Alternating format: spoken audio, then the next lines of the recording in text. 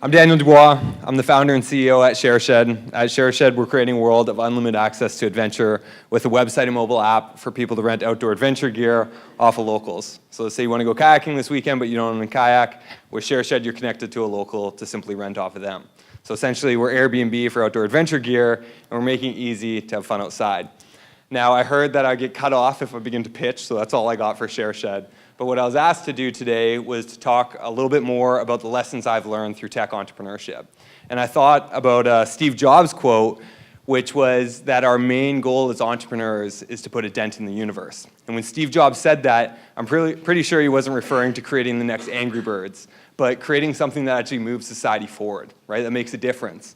And one of the biggest lessons I've learned is if we stop viewing making a difference is something that we're supposed to do or something that millennials care about, and instead view it as a responsibility that we all share collectively, then impact is guaranteed to follow.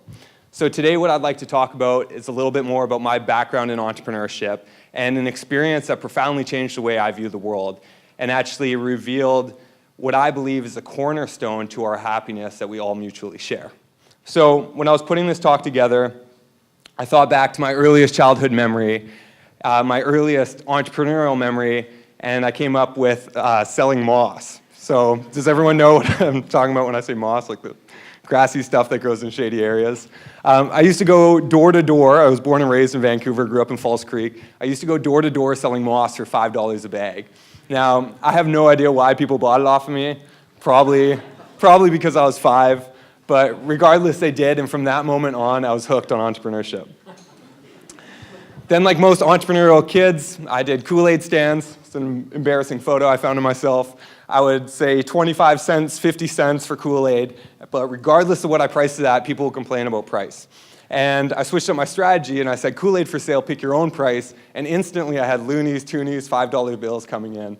So then I hired my friends, and we set up Kool-Aid stands all over the Vancouver seawall. Is another embarrassing photo I found putting this together. Then one day in grade 6, I was messing around on Microsoft Paint. I created my initials DMD, and I went into Justin Stitches, a local embroidery shop. And I guess in grade 6, I thought it would be a cool thing to get my initials custom embroidered into my clothes. They laughed at me. They thought it was cute, but they told me that there's minimum quantities. But what I could do, as I joked around, they said I could buy wholesale and start a clothing line. So I thought that was a great idea, and instead of selling moss door to door, I was going door to door selling t-shirts, hats, and jackets. And instead of selling Kool-Aid on the Vancouver seawall, I was opening up a pop-up shop. In high school, I thought it wouldn't be cool anymore if I had a clothing line, but once you're bit with the entrepreneurial bug, and when you have entrepreneurship in your DNA, there's really no holding back. And in high school, I started my second clothing line, which was called Martian Crew.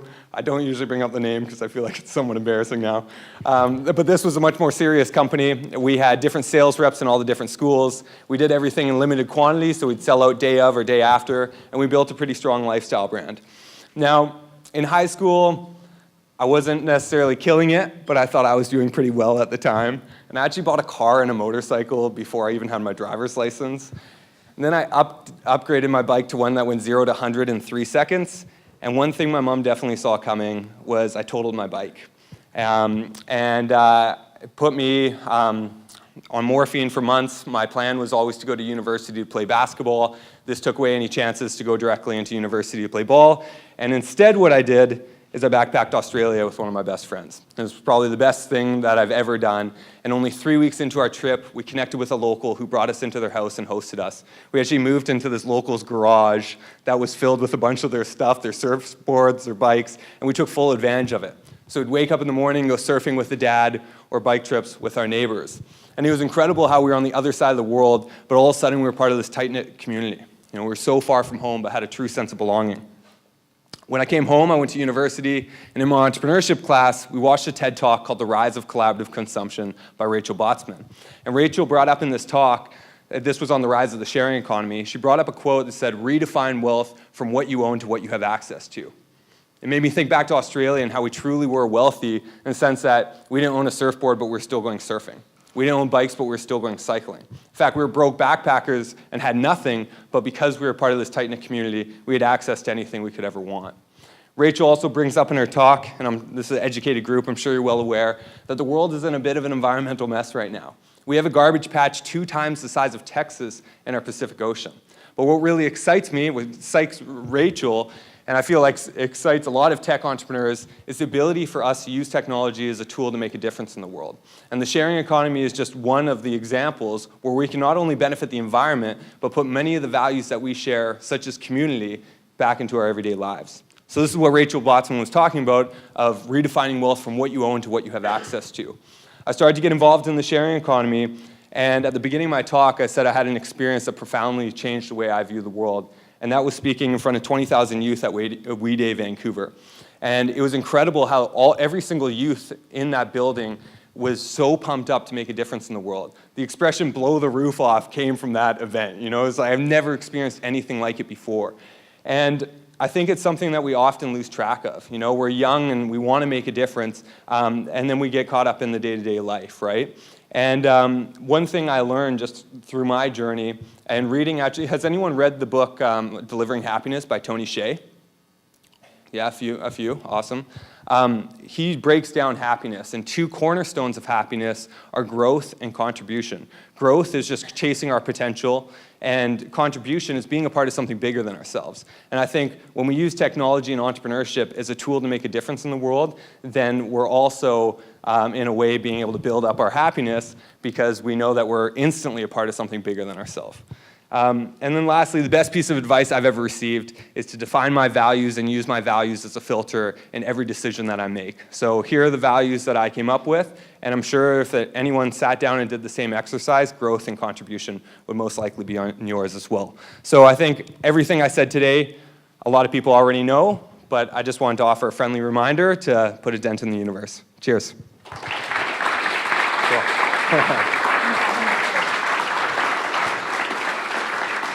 And I also put my contact info if you guys want to get in touch. That's all you get. I can flip it back. You can go back and forth. It's on. Any questions? Hands up. Oh, there we go. Thank you. What was your bike? Like what brand? So I started with a Ninja, which was like an older Ninja. And then I upgraded to a Gixxer, which was the one that I totaled. And then after I totaled it, I got back on my horse and I got a R6. But I've actually sold that bike, and now I cycle everywhere. I cycled here tonight, and I actually get more out of cycling than I do out of riding a motorcycle. Like I absolutely love it, and it helps me get active when, you know, sitting behind the computer for the majority of the day. Any other questions other than the fact you're too short for basketball, I think? No, right? No? What's the name of that book? Delivering Happiness by Tony Hsieh. Tony Hsieh, the founder of Zappos. Mm-hmm. Yeah. Now I'm getting a ton of head nods. Yeah.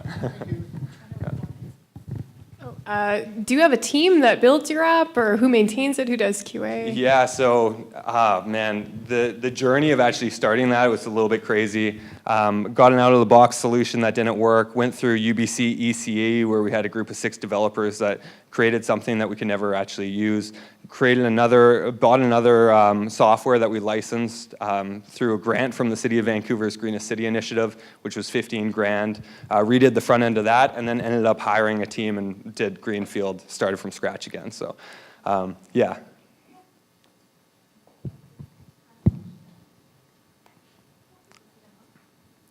We're good? Yeah. How is business, just out of curiosity? Good. I have a really big update for everyone that will be released within the next week or 2, probably within 2 weeks. So keep your eyes out. Follow him on Twitter, and then you can get the update. Yeah. There you go. Boom. Yeah. The biggest Mind's one, blown. biggest one I've had yet, though, so it should be good. Yeah, that's exciting. Thank you so much. I'm Thanks. going to grab that.